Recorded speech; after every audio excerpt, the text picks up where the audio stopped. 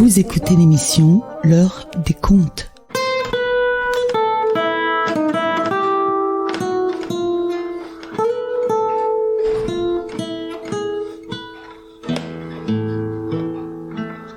Березинка, а береза, зачем шумишь листвой?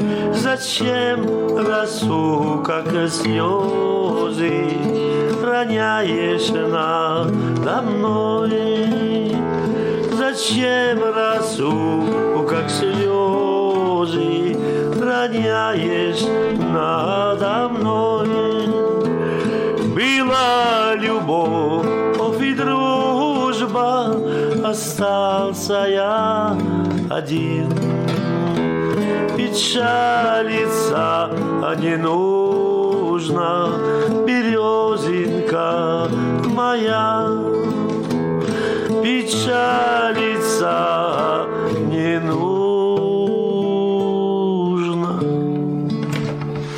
березинка моя.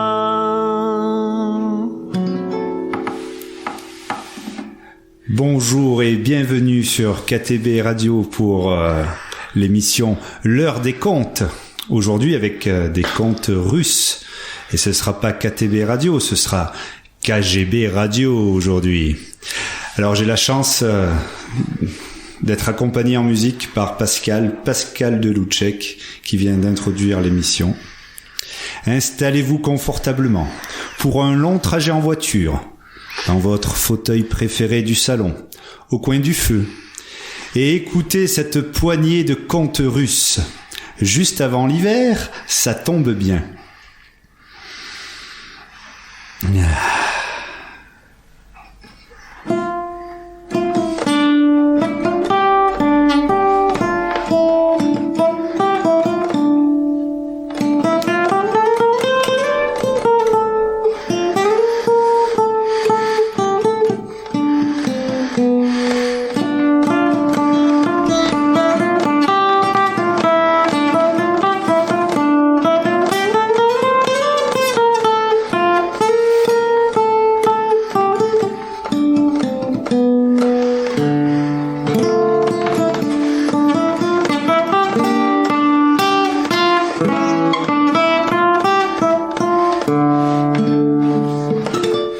C'était il y a bien longtemps, une famille de paysans, pauvres.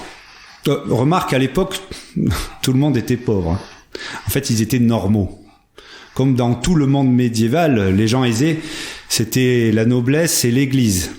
Plutôt que pauvres, je dirais modestes. Des gens qui, quand ils trouvaient un vieux clou tout tordu, tout rouillé, ils le mettaient dans une boîte. Et pendant l'hiver, quand il faisait moins 30 degrés, on s'occupait à détordre les vieux clous, puis à enlever la rouille. Enfin, moi j'ai un oncle qui faisait ça. C'était il y a 80 ans, dans la Drôme. Ouais. Dans la Drômskaya. Donc, pendant l'hiver, on détordait les clous et on dormait beaucoup aussi. C'est une période un peu d'hibernation. Alors quand on n'a pas beaucoup de vivres, pas beaucoup de réserves alimentaires, on se tient chaud, on dort, et au moins on mange, au plus on économise les réserves. C'est physiologique. Tout le monde dans la même pièce, dans la même paillasse, avec les animaux. Bon, revenons à l'histoire. Donc c'est l'histoire d'une famille modeste, de paysans. Mais fait rare pour l'époque, ils étaient propriétaires d'une petite isba. Isba, c'est une maison avec des rondins empilés. Ils avaient un peu de terre et quelques bêtes, dont un bœuf. La mère n'était plus là. Le vieux père vivait dans l'isba avec ses 3 fils. 3 jeunes gaillards. Les 2 aînés, normaux, et le 3e, on l'appelait l'idiot. C'était pas pour se moquer de lui, non. C'était le plus petit, le Kaganis, le plus jeune, mais il était vraiment idiot. Un champion.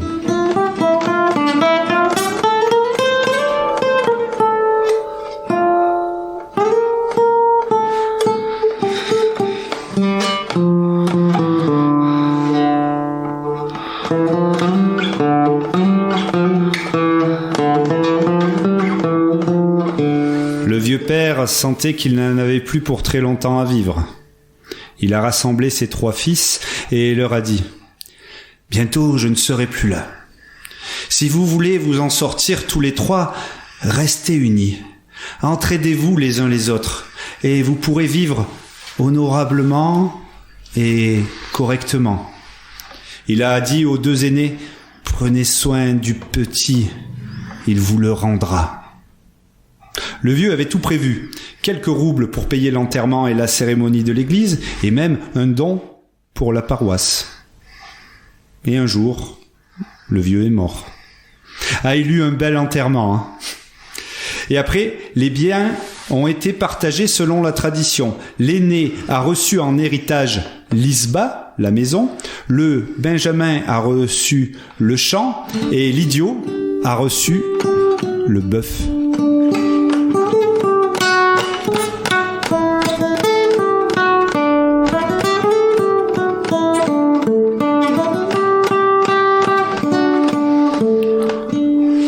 Et la vie a repris son cours. Les 2 aînés se sont remis au boulot et l'idiot a aidé comme il pouvait. Un jour, l'idiot a dit à ses 2 frères « Il y a la foire à la ville. Je vais y aller pour y vendre mon bœuf. » Les 2 frères n'en croyaient pas leurs oreilles. Mais non, on a besoin du bœuf pour labourer, pour tirer les charrettes. Ne le vends pas. Et l'idiot répond « C'est mon bœuf. Je vais vendre mon bœuf. »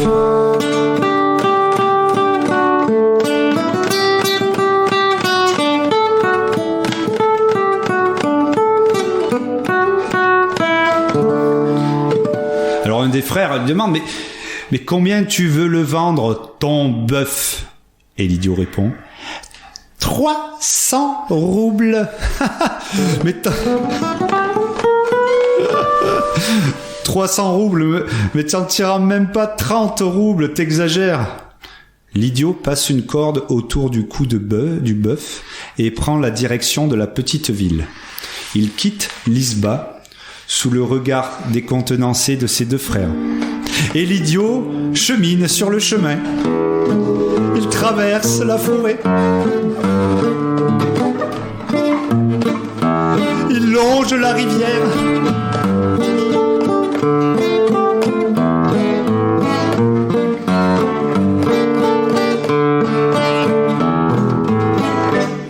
L'idiot laisse son bœuf boire un coup dans la rivière et attend sous un grand peuplier.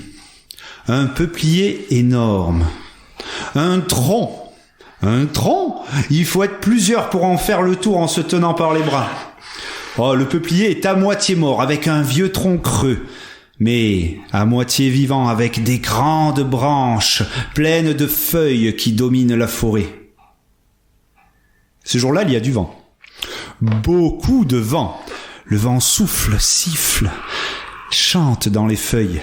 Il s'engouffre, ronfle, gronde dans le tronc creux du vieux peuplier.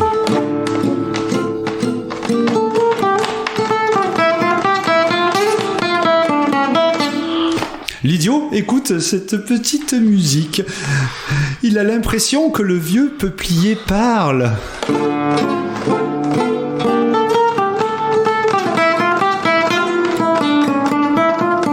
Il a l'impression que le vieux peuplier lui parle.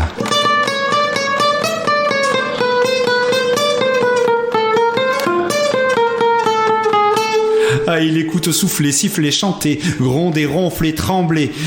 Alors, quand le vent se calme, l'idiot en profite pour en placer une.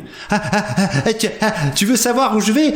Je vais à la foire. Je vais vendre mon bœuf. Et le vent reprend de plus belle. Souffle, siffle, chante. Le peuplier gronde, ronfle, tremble, siffle, souffle, chante. Gronde, ronfle, tremble, siffle, souffle, chante. L'idiot est heureux de communiquer avec cet arbre, avec cet être de la forêt. Mon bœuf t'intéresse, mais bien sûr que je peux te le vendre. Il t'en coûtera 300 roubles en pièces d'argent. Et le vent souffle, siffle, chante. gronde, ronfle, tremble.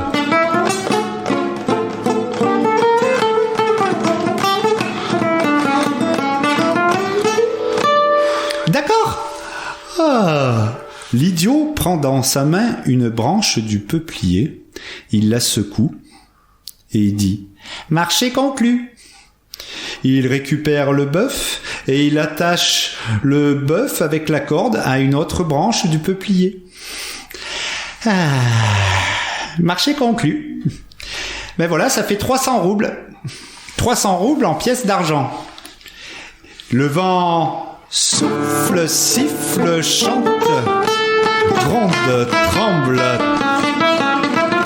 ronfle, souffle, siffle, chante.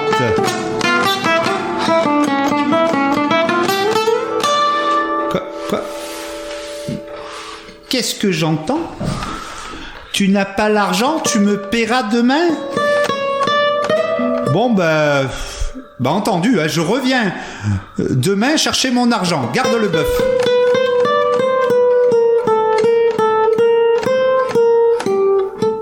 L'idiot repart seul. Il longe la rivière. Il traverse la forêt. Il rechemine sur le chemin.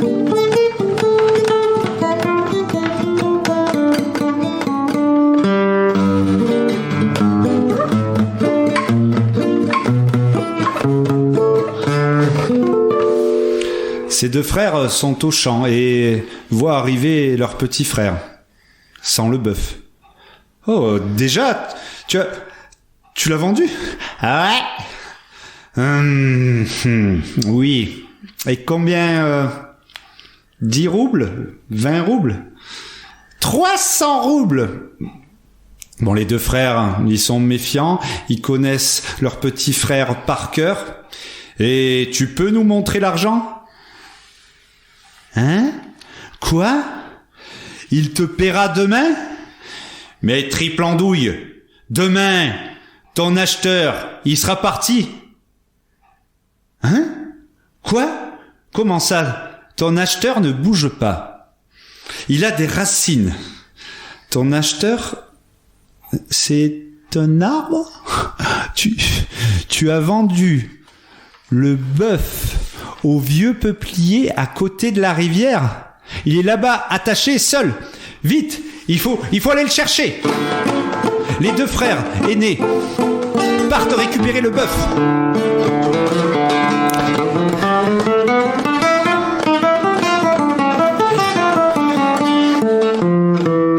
Et l'idiot derrière. Ah non, on a fait marché conclu en se secouant la main. Non.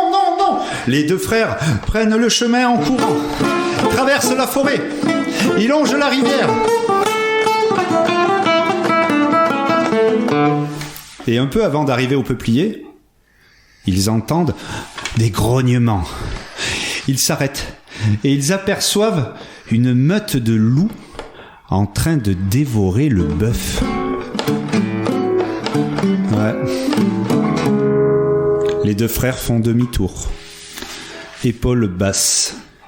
Ils savent maintenant que le travail va être difficile à la ferme sans leur bête de somme. Et le lendemain, alors que les deux frères sont en train de bosser, l'idiot leur dit « Je vais à la rivière, je vais me faire payer mon bœuf. » Et les deux frères « Ben ouais, vas-y, file, va te promener. Nous, on a du boulot. » L'idiot quitte la ferme et il marche sur le chemin.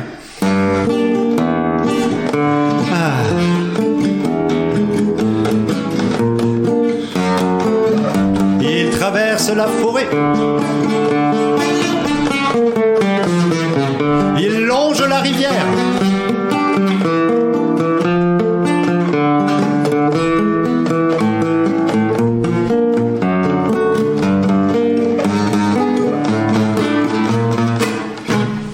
Et il arrive sous le peuplier. Alors, mes 300 roubles! Ce jour-là, il y a du vent. Beaucoup de vent. Le vent Souffle, siffle, chante dans les feuilles, s'engouffre, ronfle et gronde dans le vieux tronc creux tremblant. Il siffle, souffle, chante, s'engouffre, ronfle et gronde dans le vieux tronc creux. Qu'est-ce que tu me racontes là? Comment ça, tu n'as toujours pas mon argent? Bon, je reviens demain.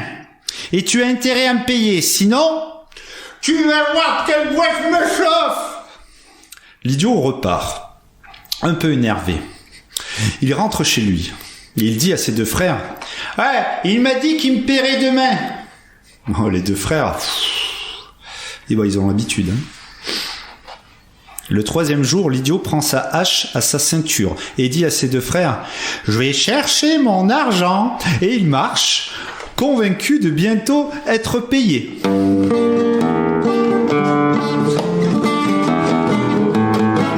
Le chemin,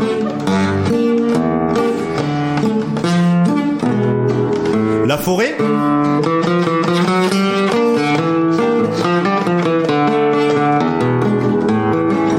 la rivière,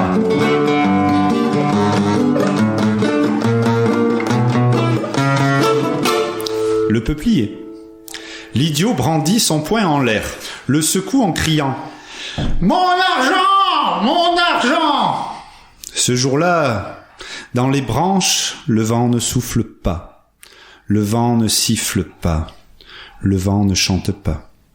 Et dans le vieux tronc creux, le vent ne s'engouffre pas, le vent ne ronfle pas, le vent ne gronde pas. L'idiot lève son poing en l'air, le secoue. « Mon argent !» Et le vent ne siffle toujours pas, ne souffle toujours pas, ne chante pas. Pas de réponse, silence. « Mon argent !» Toujours pas de réponse. L'idiot brandit sa hache en l'air. Et vlam, vlam, l'idiot assène des coups sur le tronc du vieux peuplier. Et vlam, vlam, les sons de la hache résonnent dans toute la forêt. Vlam, vlam, l'idiot frappe avec assiduité. Vlam, vlam, l'idiot poursuit ses coups. Vlam, vlam, vlam. Puis un long craquement. Le vieux peuplier s'ouvre en deux. Et lentement, lentement, lentement, il tombe et se fracasse. Le bruit des branches cassantes résonne dans toute la forêt. Et puis, silence. L'idiot s'avance vers le cœur du tronc creux, fendu en deux. L'idiot regarde à l'intérieur. Le visage de l'idiot s'illumine de reflets dorés, argentés, et d'un large sourire. « Eh ben, tu vois quand tu veux. Au cœur du vieux tronc, un chaudron. Dans le chaudron, des pièces d'or et des pièces d'argent. »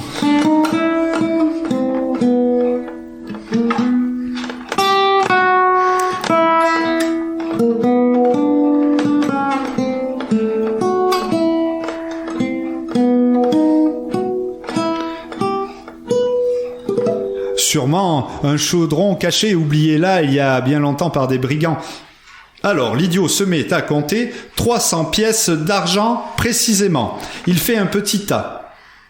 Puis il recompte 300 pièces d'argent exactement. Il refait un petit tas et il recompte 300 pièces d'argent assurément.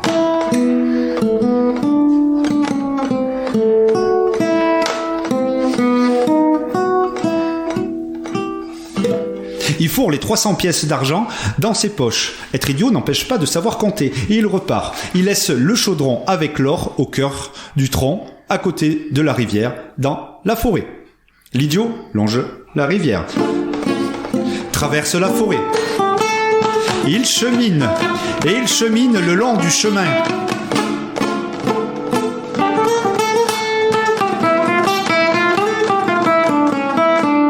Et ses poches tintent, et quand il arrive à la ferme,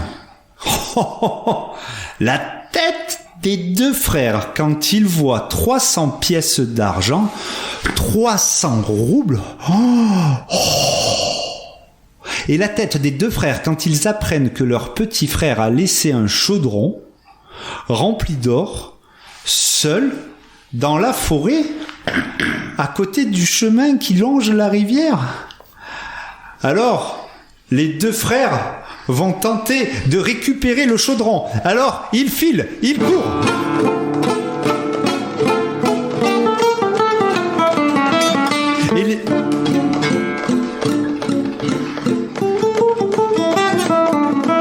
Et l'idiot derrière, ah non, on a fait marché conclu. Et il court.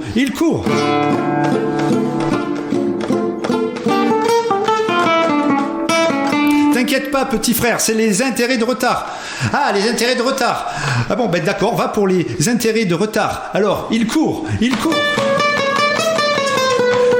Et voici l'idiot qui les double, les deux mains sur ses poches, la hache à la ceinture. Alors que les deux frères repassent devant. Ils traversent la forêt. Et les deux frères repassent devant. Mais l'idiot, lui, il a du mal avec ses poches pleines qui tintent et sa hache à la ceinture. Il court. Le chemin. La forêt. La rivière.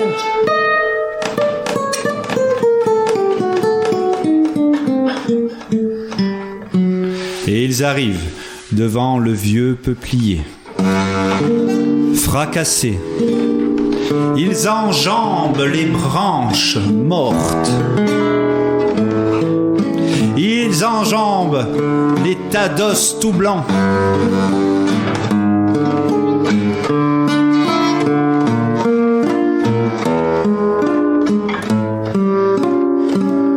Et ils arrivent devant les restes du vieux tronc creux. Et ils regardent dans le vieux tronc creux. Eh ben le chaudron, il est toujours là, plein de pièces d'or. Allez vite, maintenant on rentre à l'Isba. Les deux frères aînés marchent devant, portant tous les deux un côté de la anse du chaudron pleine de pièces. L'idiot, il s'arrête. L'idiot. Surtout, il faut dire à personne qu'on a trouvé un trésor. Sinon, le tsar voudra nous le voler. Motus et bouche cousue. Et l'idiot, ah ouais, motus et bouche cousue, on dit rien, c'est un secret. Il trouve des champignons, les cueille pour cacher l'or, recouvre le chaudron avec les champignons. Les deux frères aînés marchent devant, tenant le chaudron. Derrière, l'idiot, les poches pleines, sa hache à la ceinture, sifflotant, chantonnant. Motus et bouche cousue. Ben, le chemin, hein. Vous connaissez, hein, par cœur, le long de la rivière.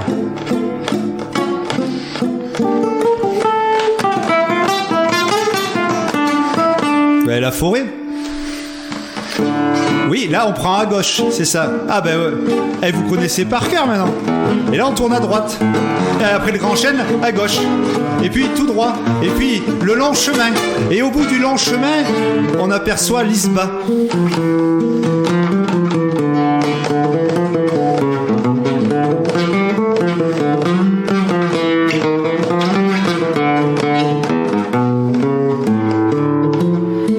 Ils sont presque arrivés. Mais devant l'Isba, une silhouette. Comment on la reconnaît, cette silhouette? C'est la silhouette du sacristain. Oh non! Faut dire qu'on l'aime pas trop dans la région, le sacristain. Il s'occupe de récupérer l'argent pour l'église et s'en met pas mal dans les poches au passage. Le sacristain se rapproche. Hé, les trois frères! Vous savez que vous devez toujours de l'argent pour l'enterrement de votre père? Et les deux aînés en chœur. Ah mais non, tout est en règle. Le sacristain approche et... Oh, mais qu'est-ce que vous transportez là? Un chaudron avec des champignons. Eh bien, bien sûr, l'idiot, il dit... Ah non, non, non, non, non, les champignons, c'est pour cacher les pièces d'or. Mais c'est un secret, motus et bouche cousue.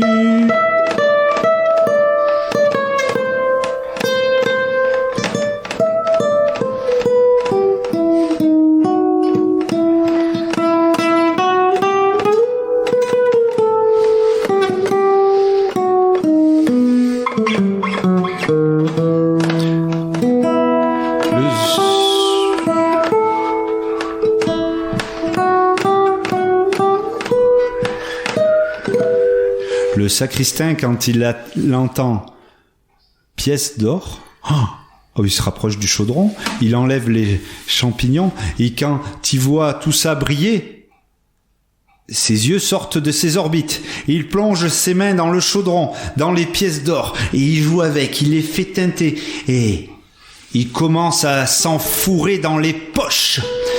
Ah, ça plaît pas à l'idiot, hein.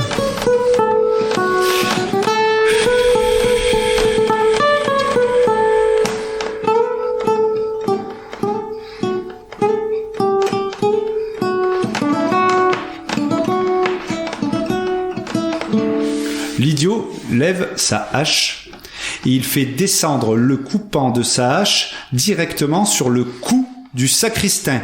Et quick, la tête...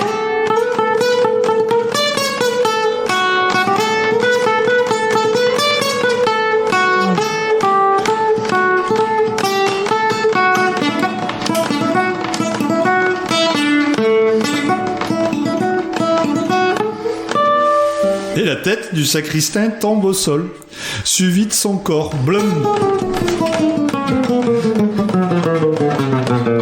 Et la tête roule. Blum. Oh. Elle tombe dans un fossé. Oh.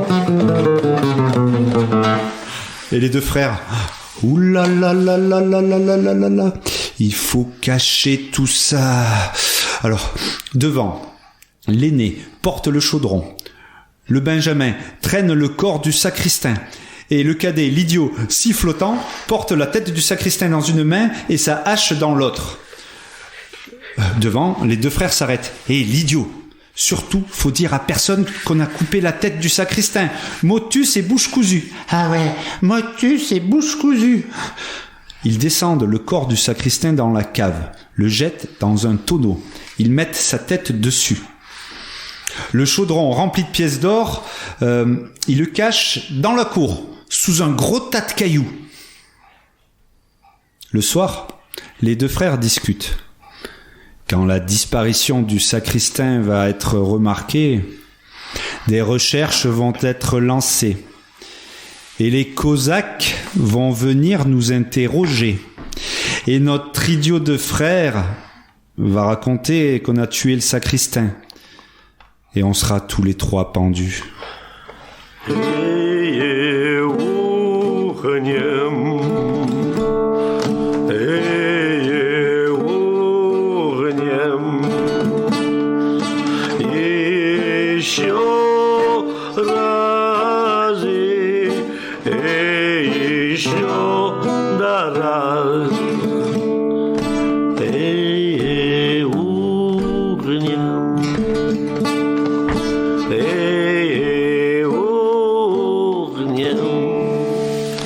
Heureusement que notre vieux père n'est pas là pour assister à cette fin. Effectivement, 3 jours plus tard, les 3 frères voient un nuage de poussière approcher. 6 cavaliers, des Cosaques, sur leurs grands chevaux. Ils arrivent.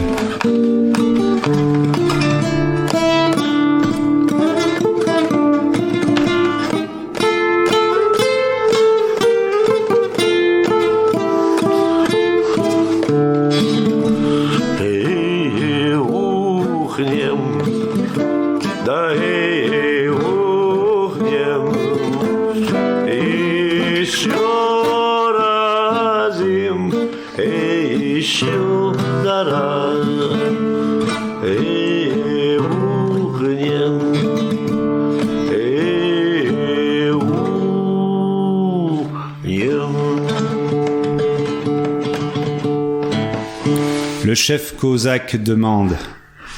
Le sacristain a disparu. La dernière fois qu'il a été vu, il prenait la direction de votre ferme. Vous l'avez vu ? Et les deux frères, oh non, la dernière fois qu'on l'a vu, c'était à l'enterrement de notre père. Et l'idiot, ah non, la dernière fois qu'on a vu le sacristain, c'est il y a 3 jours, même qu'on lui a coupé la tête. Alors l'un des frères dit, ah non, désolé, ne l'écoutez pas, c'est notre petit frère, il est idiot, il raconte que des bêtises. Bon, les Cosaques ne plaisantent pas, ils mettent pied à terre. Il y a 2 Cosaques derrière chaque frère. L'idiot descend dans la cave avec 2 Cosaques et montre le tonneau. Et il est là, le sacristain, la tête là en haut et le corps en bas. Avec une bougie, un Cosaque éclaire l'intérieur du tonneau. Il s'adresse au chef. Est-ce que le sacristain a les cheveux noirs ? Oui. Est-ce que le sacristain a une barbiche ? Oui. Il sort la tête. Est-ce que le sacristain a des cordes ? Le Cosaque sort du tonneau une tête de bouc, coupée. Et au fond du tonneau gît un corps de bouc sans tête. Les Cosaques remontent avec l'idiot. Ils sont pas contents. Faut pas se moquer de nous comme ça, hein. Attention, hein. Et les 2 frères. Désolé, on vous l'avait dit, c'est notre petit frère. Il est idiot, il dit que des bêtises, faut pas l'écouter. Ben, l'idiot, lui, il comprend pas. Mais si, le bouc, c'est le sacristain. Et les Cosaques, attention à ce que tu dis, n'insulte pas l'église, hein. Et l'idiot, mais même qu'on a ramené un trésor de la forêt, c'est le peuplier qui nous l'a donné en échange du bœuf que je suis parti vendre à la foire. Il y avait un chaudron rempli d'or dans le tronc creux, mais faut pas le dire, hein. Motus, c'est bouche cousue, hein. Les Cosaques, attention, si vous vous moquez de nous, hein. Et les 2 frères, attention, ne l'écoutez pas, il raconte des sornettes. Et l'idiot, mais le chaudron rempli de pièces d'or, il est là, caché sous les cailloux. Mais faut pas le dire, c'est un secret. Attention, ce qui est dans la forêt appartient au tsar. Si vous avez volé le tsar, vous serez tous les 3 pendus.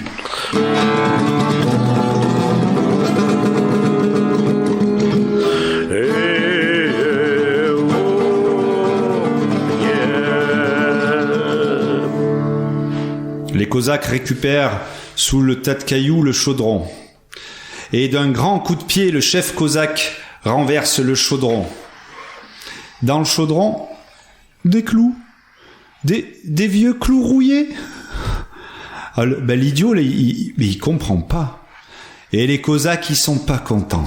Alors, ils administrent une volée de bois vert à l'idiot, des coups de pied, des coups de poing, et ils le laissent au sol. Presque morts. Ils remontent sur leurs chevaux et vont poursuivre leurs recherches ailleurs.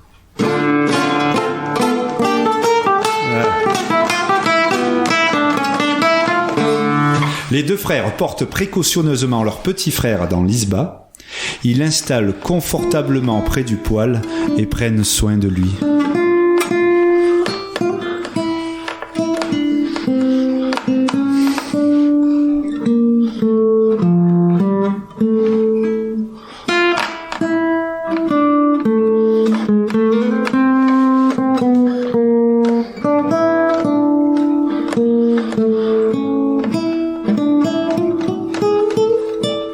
Les 2 frères discutent entre eux.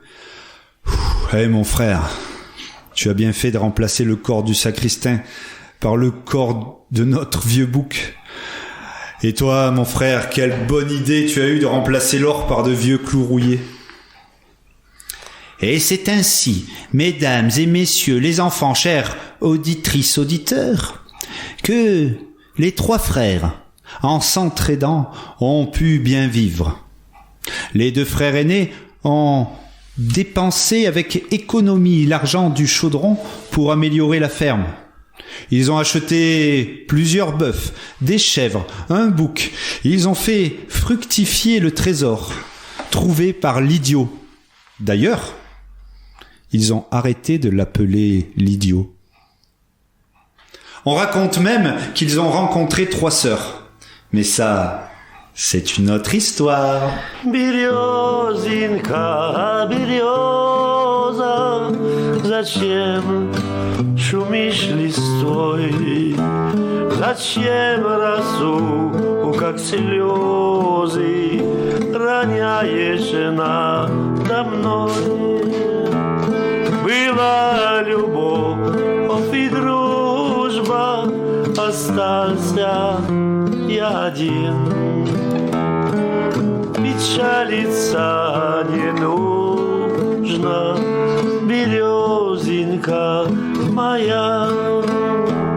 Печалиться не нужно,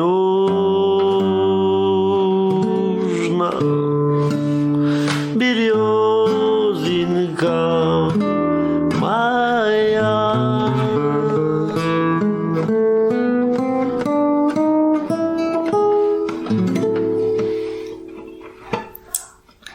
Ah, merci Pascal pour la musique. Ah, je vous entends applaudir là, à l'autre bout du monde. Ah oui, merci, ah, vous avez raison. Bravo, bravo, bravo. Prochaine histoire. Dans un village, il y avait un petit magasin d'alimentation tenu par un épicier. Ses affaires marchaient bien, car c'était la seule épicerie du village. Un beau matin, la porte du magasin s'ouvre. C'était un berger, le berger du village voisin, accompagné de son chien. Il tenait à la main son grand bâton. Le berger tend un petit pot vide à l'épicier. « Bonjour mon ami, je voudrais un peu de miel s'il vous plaît. » L'épicier prend le petit pot vide dans une main. Il ouvre un grand tonneau de miel. Il plonge une louche dans le tonneau de miel et remplit le pot. En reposant la louche, une minuscule goutte de miel s'échappe de la louche et aussitôt, une mouche qui rôdait s'élance en piqué sur cette goutte de miel quand le chat de l'épicier, lui, ne dormait que d'un œil. Et il guettait ce moment. Spécialiste de la chasse à la mouche, il bondit sur la mouche qui est en train de gober la goutte de miel et d'un coup de patte écrase la pauvre mouche.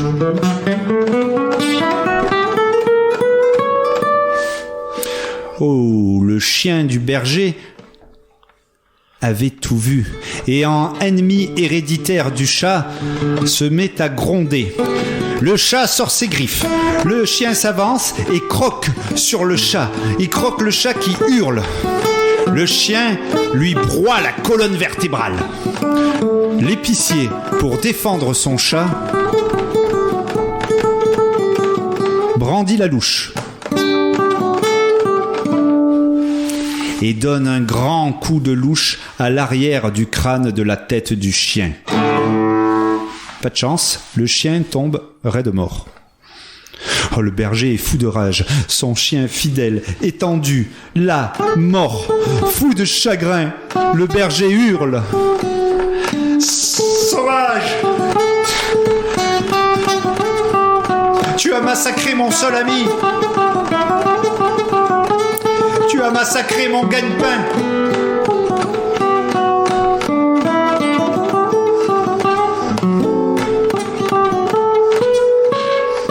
Sois maudit, toi et les tiens! Le berger saisit l'épicier à la gorge, et tandis que l'épicier s'écrie « Au secours! Au secours à l'assassin !» le berger l'étrangle. Trop tard. L'épicier tombe raide mort.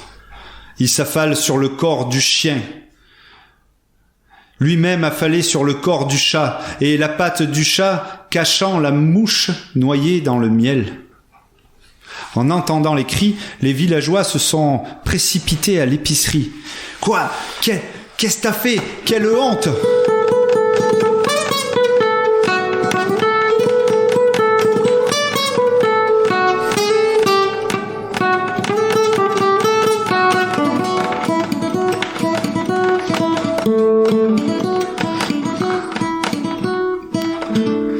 Venir tuer les gens dans leur propre boutique. Alors ils ne peuvent même pas discuter, ils ne peuvent pas parlementer. Alors les villageois se saisissent du berger, le roue de cou et le tuent. Alors, la nouvelle de la mort du berger est arrivée dans le village voisin. Les habitants, armés de pierres, de pelles, de pioches, de piques, organisent la riposte. À la nuit tombée, ils entrent dans les maisons du village de l'épicier et frappent, saccagent, incendient tout sur leur passage.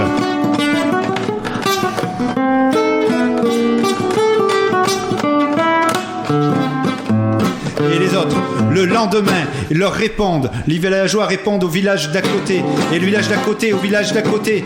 Et les deux villages et leurs habitants, il ne reste que des cadavres, des cendres, de la désolation. La région tout entière se mobilise. Et au nom de la justice et de la liberté, c'est la guerre dans tout le pays. Une guerre terrible. Une guerre meurtrière. Il y a des morts, encore des morts, beaucoup de morts. Et encore aujourd'hui, ceux qui ont survécu par miracle se demandent comment et pourquoi tout a commencé.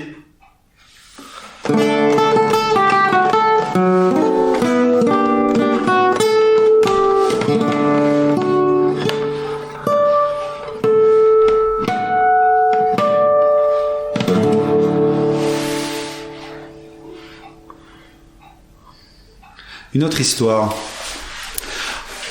Là, c'est vraiment à l'est et au nord, en plein cœur de la Sibérie. J'ai froid. Il vivait une vieille dame, une vieille babouchka.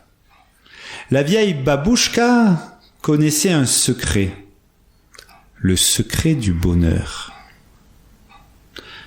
Depuis des années, cette babouchka allait de village en village pour dévoiler son secret à qui voulait bien l'entendre. Un jour, elle traversait un village encore inconnu. Quand elle traversait le village, elle avait l'impression qu'on la regardait depuis les fenêtres. Quand elle tournait la tête vers une fenêtre, comme une ombre qui passait. Elle tourne la tête dans l'autre sens, comme un rideau qui bougeait. Mais est-ce un village fantôme, se dit-elle ?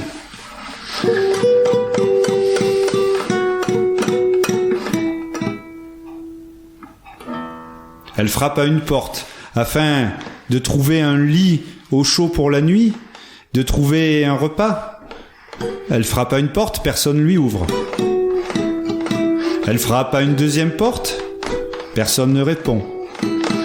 Elle frappe à toutes les portes, personne.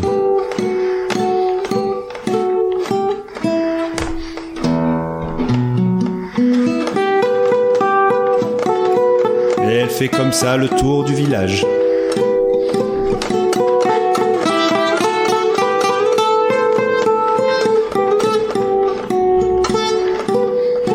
Personne. Alors la vieille babouchka se dit: ces gens restent chez eux. Ils ne savent pas être heureux. Voilà un endroit pour moi.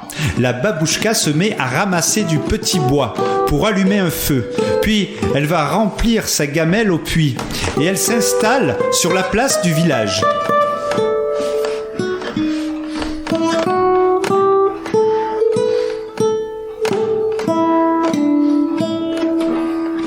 Un petit garçon s'approche d'elle. Bonjour Babouchka, que fais-tu? Oh mon enfant, bonjour. Je fais une soupe aux cailloux.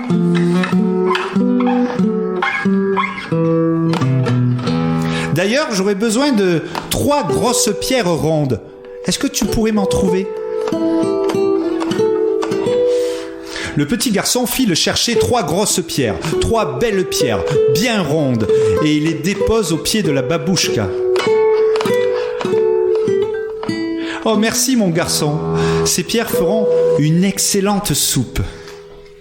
Elle les plonge dans l'eau. Oh, mais... Oh, ça rentre pas. Oh, dommage qu'on ne puisse pas en faire dans cette gamelle. Et le petit garçon répond: Ah, mais ma mère, elle a une grosse marmite. Je vais vous la chercher. Il part chez lui en courant, prend la grosse marmite dans la cuisine. Le petit garçon croise sa mère et lui dit: Maman, maman, il y a une babouchka sur la place du village. Elle fait une soupe aux cailloux. Et la maman: Une soupe aux cailloux?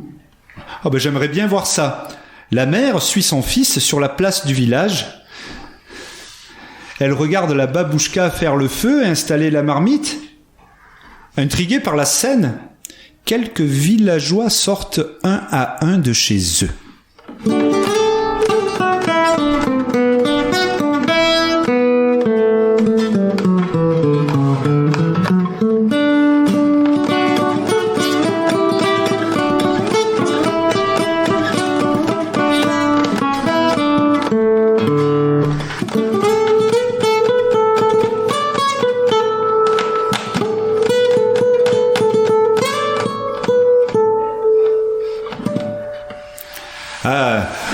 L'eau commence à chauffer. Et la babouchka, elle dit: évidemment, mais c'est vrai que la vraie soupe aux cailloux doit être assaisonnée avec du sel et du poivre, mais j'en ai pas. Il y a un villageois qui est là. Mais moi j'y vais. Et il disparaît et il revient avec du sel, du poivre et en plus des épices de sa région. Oh, ils mettent tout ça dans la soupe. La babouchka goûte la soupe. La dernière fois que j'ai eu des pierres avec cette forme, j'avais ajouté quelques carottes. Oh, c'était délicieux. Des carottes? Dit une femme qui passait par là, mais j'en ai plein le jardin. Alors là, la femme court à son jardin et revient avec un panier rempli de carottes, en plus avec 2 beaux choux, et il les coupe et il les jette dans la marmite. Ah, l'eau commence à frémir. Et la babouchka dit: Oh, quel dommage que je n'ai pas d'oignons, ce serait si bon.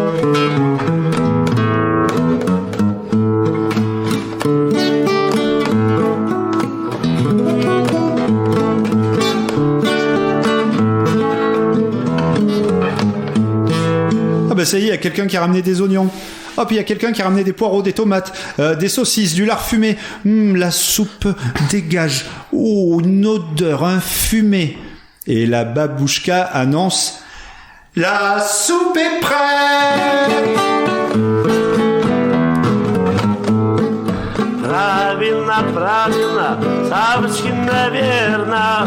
Правильно, правильно, Савочки, наверно.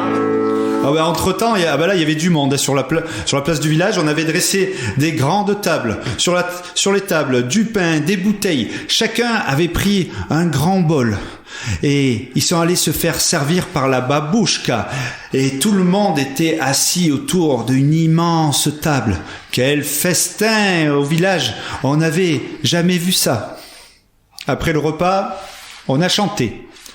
On a dansé jusque tard dans la nuit.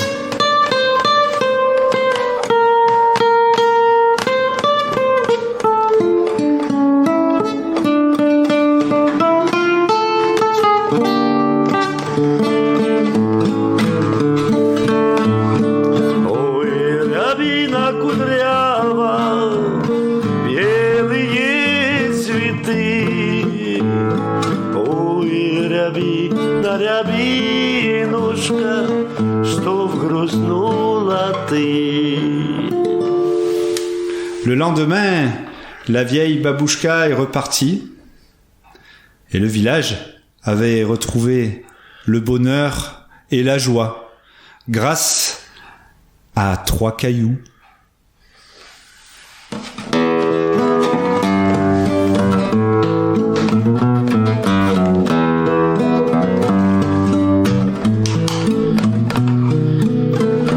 Ой, да не будите тумен молодого,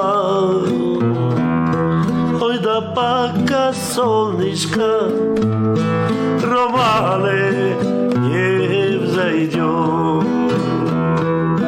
Ой,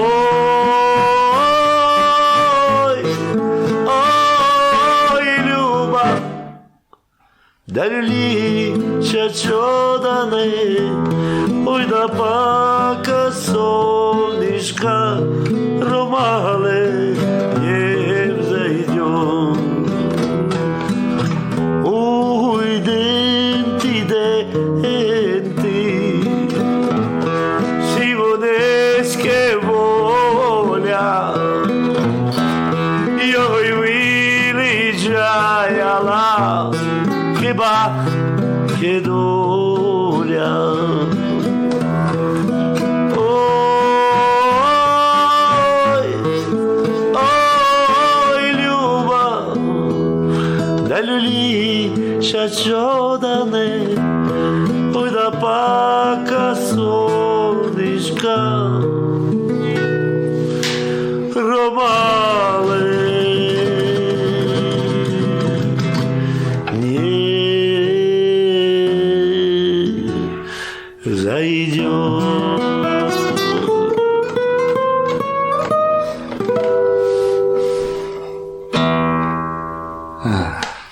Ah ouais, merci. Ah, vous avez raison d'applaudir. Ah, je vous entends applaudir là-bas à l'autre bout du monde. Là.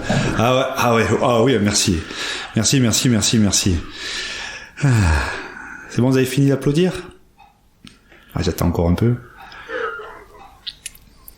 La prochaine histoire, c'est l'histoire d'un vieux et d'une vieille. Quand ils étaient jeunes, ils se donnaient rendez-vous sous un pommier, dans un pré, pas loin d'un bois. Elle, jeune fille, lui, jeune homme. C'était le printemps, sous ce pommier. Le pommier était tout en fleurs, et c'est là qu'ils se sont dit pour la première fois « Je t'aime ». Puis ils se sont mariés.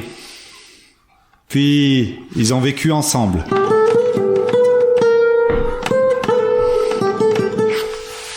Modestes, mais heureux et riches de leur amour, dans une petite isba. Vous savez, ces petites maisons russes faites de rondins de bois.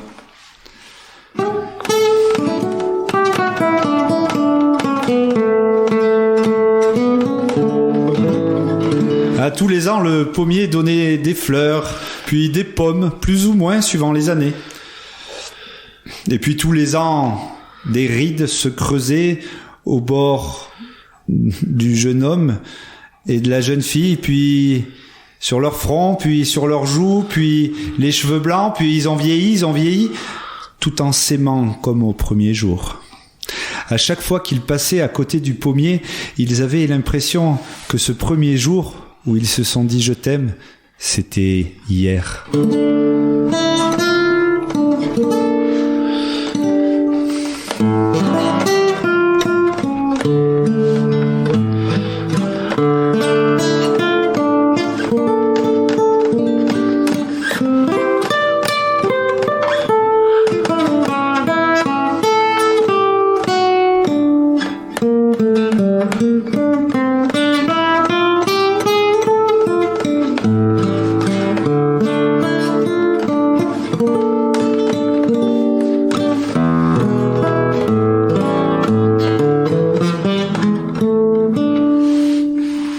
Ah, ils étaient vieux maintenant, et ils voyaient bien qu'ils arrivaient à la dernière lettre de l'alphabet de leur vie. La vieille mourut en premier. Le vieux était bouleversé. Il portait une tristesse lourde. Mais le vieux prenait très au sérieux la responsabilité de gérer l'enterrement de sa bonne et vieille défunte femme. Ah, il voulait un bel enterrement.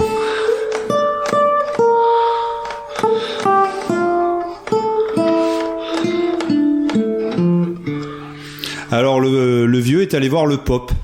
Le pope, parce que le prêtre, quoi, le pope de la paroisse. Il va chez lui directement. Le vieux frappe à la porte.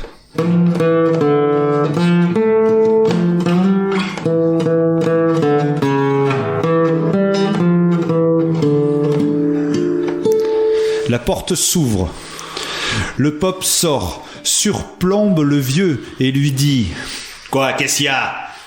Oh, mon père, ma vieille femme est morte et je voudrais l'enterrer avec tous les honneurs. Un enterrement à la hauteur de mon amour. Et le pope répond: Mais bien sûr, je suis là pour ça, bien évidemment. Mais faut payer pour ça, t'as l'argent? Non, mais je vous rembourserai, je travaillerai dur. Pas d'argent, pas d'enterrement.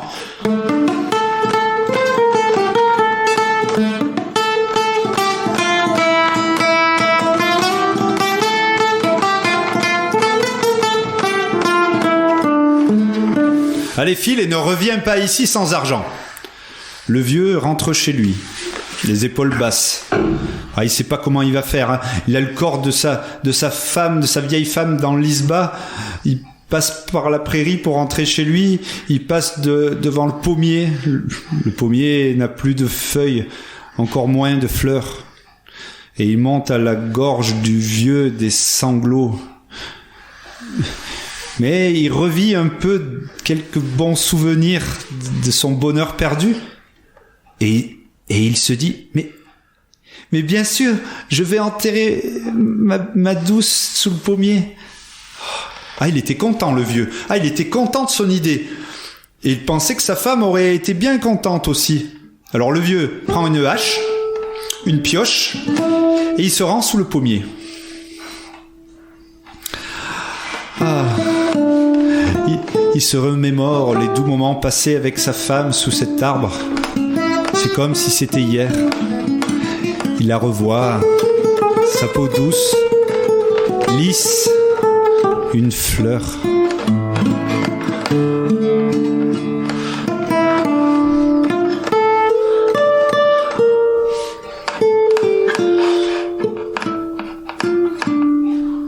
Le vieux commence à fendre la terre gelée avec sa hache.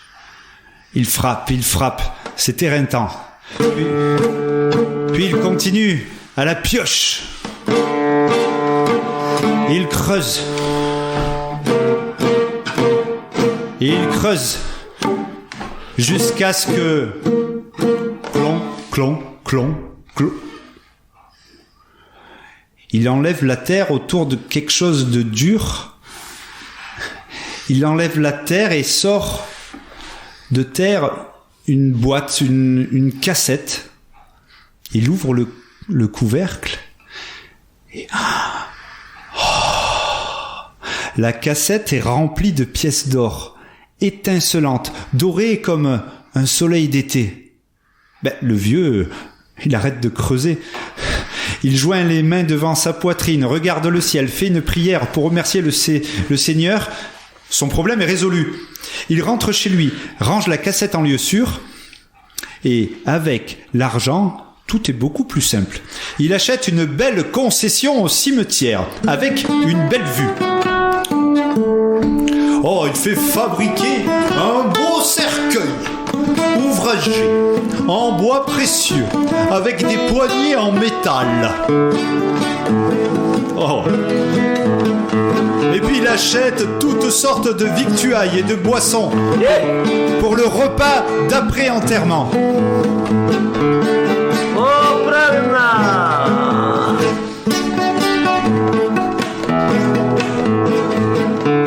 Alors le vieux, il prend une pièce en or et il va voir le pope. Il frappe à la porte du pope. Le pope ouvre. Et surplombant le vieux: « Eh abruti, je t'ai pas déjà dit de pas venir ici sans argent. Et le vieux, mais mon père, ne vous fâchez pas, faites un bel enterrement à ma vieille, et je n'oublierai jamais le service que vous m'avez rendu. Et le vieux tend une pièce d'or au Pope. Le Pope se saisit de la pièce. Le Pope fait rentrer le vieux, l'installe, l'assoit, lui offre à boire. Ah, mon brave homme, t'inquiète pas, tout sera fait au mieux. Ta défunte femme aura un enterrement à la hauteur de la bonté de son mari. Le vieux donne une deuxième pièce d'or au Pope et repart chez lui rassuré. Oh, le Pope et la popesse, la popesse, c'est la femme du Pope, ils en reviennent pas. Ils discutent de l'affaire. Ah, le vieux filou, il disait qu'il n'y avait pas d'argent. Non, mais j'en ai fait des enterrements, mais jamais pour une seule pièce d'or, même pour les gens les plus riches de la paroisse. Oh. Le Pope réunit tout le clergé, les enfants de chœur, la chorale, le sacristain, tout le tintouin, la musique. Ah, la vieille, elle a des funérailles en grande pompe. On promène le cercueil dans tout le village. Господи, Господи, Господи. On fait même un arrêt sous le pommier. On fait quelques prières. Господи, помилуй, Господи, помилуй, Господи, помилуй. Ah oui, c'est un bel enterrement. Hein. Ah oui. Ah, on va en parler longtemps, cet enterrement. Hein. Oh.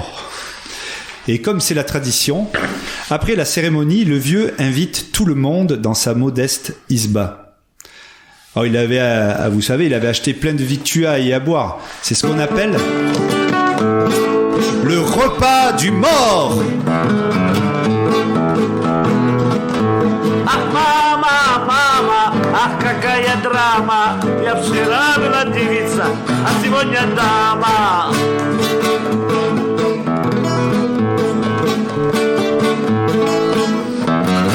Ah, il y a à manger partout, hein, sur 2 tables, force victuailles, viande en sauce, viande marinée, viande grillée, tout le monde se gave de viande. Des zakouski, du borscht, des blinis, des solianka, des cornichons marinés et même du caviar. Правильно, правильно, совершенно верно. Правильно, правильно, совершенно верно. Et la vodka coule à flot. Ah, tout le monde ne rentre pas dans l'isba. Hein. Alors il y a 2 files, une qui rentre, une qui sorte, une qui rentre, une qui sorte. Bah le Pope, lui, il reste dedans. Il lorgne l'assiette des autres et il mange comme 4. Un par un, les invités repartent, titubants. Même les enfants qui ont dû boire quelques lichettes de vodka.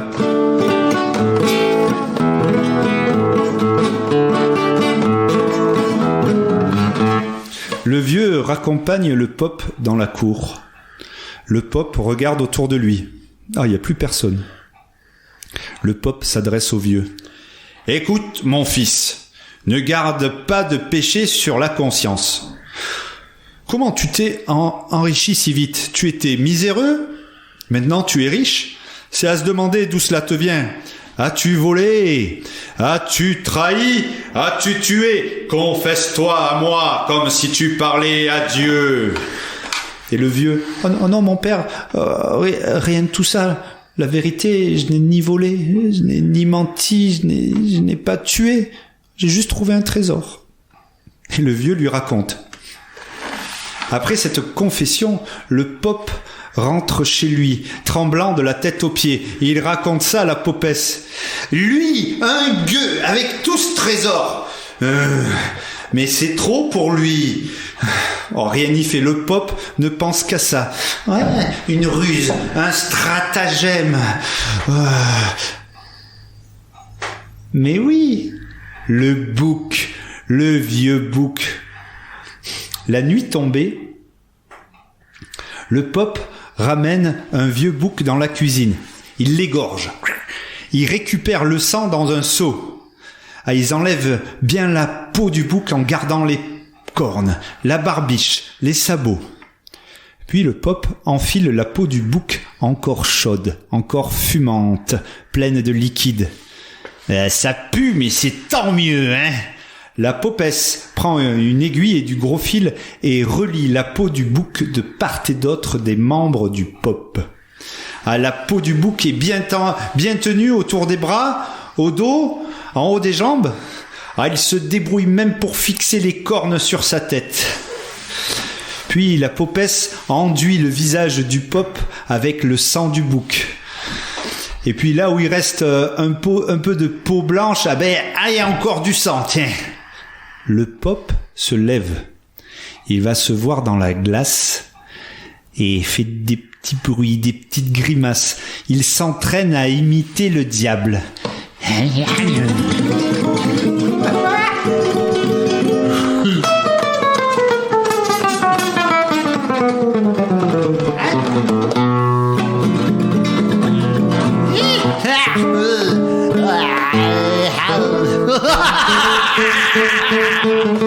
C'est parfait.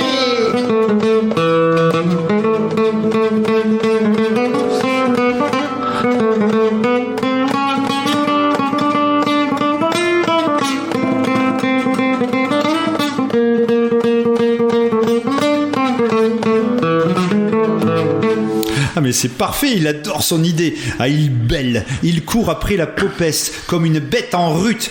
Mais la popesse le repousse. Au boulot, hein, on verra après, vieux satire. En pleine nuit, le pop, déguisé en diable, contourne le village, passe devant le pommier et se rend devant l'isba du vieux.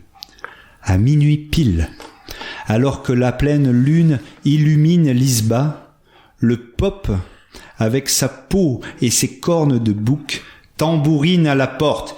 Ouvre, espèce de voleur! Bam! Ouvre! Il tambourine à la porte, puis il se place entre la pleine lune et la fenêtre. Le vieux se lève. Qui est là? Qui est là? Derrière la fenêtre, le vieux voit l'ombre d'une silhouette toute allongée, avec des cornes, et il se signe. Le vieux récite ses prières, et le vieux entend le pop déguisé en diable hurler. C'est le diable! Sous le pommier, tu m'as volé! Voleur, voleur! Sous le pommier, ma cassette, mon or! Et le vieux répond, « Oh mais pardon, excusez-moi, mais si c'est que ça, mais je vous le rends. » Le vieux ramène la cassette, ouvre la porte, pose la cassette dehors, referme la porte et file au fond de la pièce se signer et faire ses prières. Le pop soulève la cassette, la secoue, il l'ouvre, la sent. Mais, voleur, il manque 3 pièces. Je reviendrai! Le pop, déguisé en bouc, rentre chez lui en ricanant. Il dit à la popesse, « Ah, t'aurais vu la tronche du vieux. Il a eu trop peur du diable, l'abruti. Eh, mes mères, mets ça en lieu sûr. » Le pop donne la cassette à la popesse et s'assoit dans la cuisine à côté du poêle. Le pop aile sa femme et ramène un couteau bien affûté pour couper tout ça.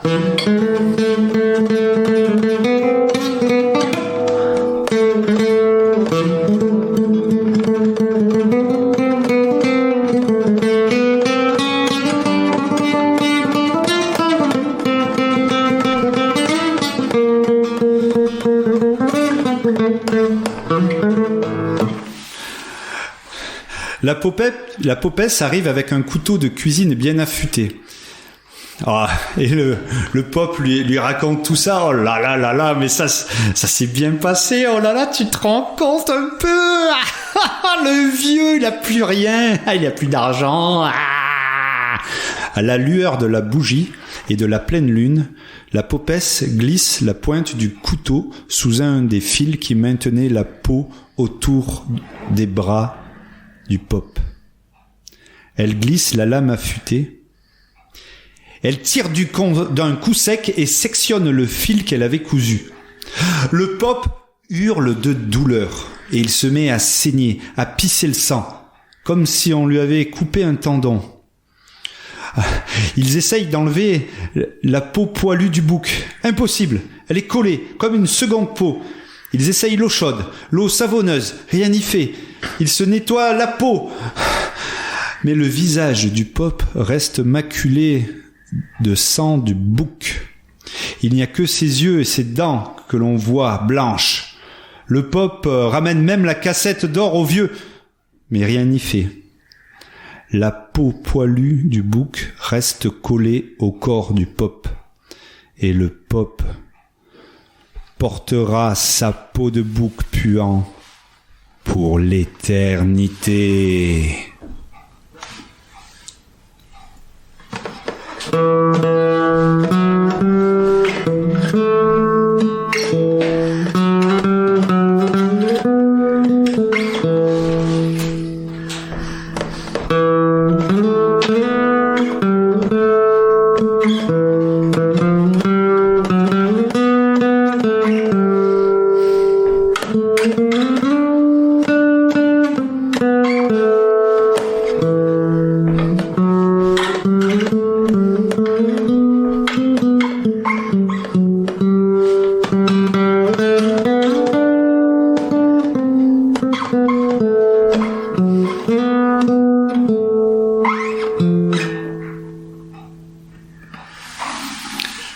Merci Pascal pour la musique. Ah, je vous entends applaudir. Voilà, je vous laisse finir d'applaudir. Alors parmi les contes russes que j'ai choisis aujourd'hui, il y en avait pas mal, c'est compilé par Afanassiev. Il a rassemblé des contes de tout le monde russe autour de 1850. Alors c'est des histoires de la tradition orale russe, ukrainienne, biélorusse, etc. C'est tout un pan de culture, d'un monde pour l'essentiel paysan et analphabète qui est fixé là par écrit. C'est une trace inestimable. Bon, pour les contes que l'on a fait aujourd'hui, je tiens à m'excuser auprès de tous les amis des animaux dont je fais partie, car pour faire vivre ces histoires, on a dû égorger 2 boucs et on a coupé une tête aussi. Pardon, mais on a trouvé 2 trésors. Les vrais trésors, ce sont ces histoires. Le recueil de contes d'Afanassiev, c'est un trésor de 1500 histoires dans lequel on peut trouver des histoires d'idiots, des idiots au cœur pur. Il est probable que Dostoïevski se soit inspiré de cette culture populaire pour écrire son fameux roman « L'idiot ». Il y a dans ces contes des diables, des paysans, des contes merveilleux. L'illustre Baba Yaga, la sorcière, l'oiselle de feu qui a inspiré Stravinsky, Balanchine. Les contes russes, ils ont inspiré les arts et la littérature russe, Stravinsky, Chagall, Eisenstein, Prokofiev. Les contes sont des références communes pour la création artistique, comme partout dans le monde. Le Ramayana, le Mahabharata dans la culture indienne, pour la danse et le théâtre. Chez nous, en Amérique, l'Occident, c'est Walt Disney qui ont donné leur vision du conte de fées. Charles Perrault. Ouais, tous ces gens, ils nous ont transmis des trésors, qui étaient au début c'était oral et grâce à l'écrit on a pu les préserver parce qu'avec la télé et tout ça, on en aurait vite oublié pas mal. Alors on vous dit au mois prochain pour l'heure des contes. Je crois que au mois de décembre il y a Noël, donc on va peut-être faire. Ça aussi c'est un beau conte. Voilà, on va faire quelque chose de sur mesure. Donc un énorme merci à Pascal Delouchek pour sa musique inspirée. Merci à vous. Merci à KGB Radio, Cyril, Romain, et à bientôt pour l'heure des contes.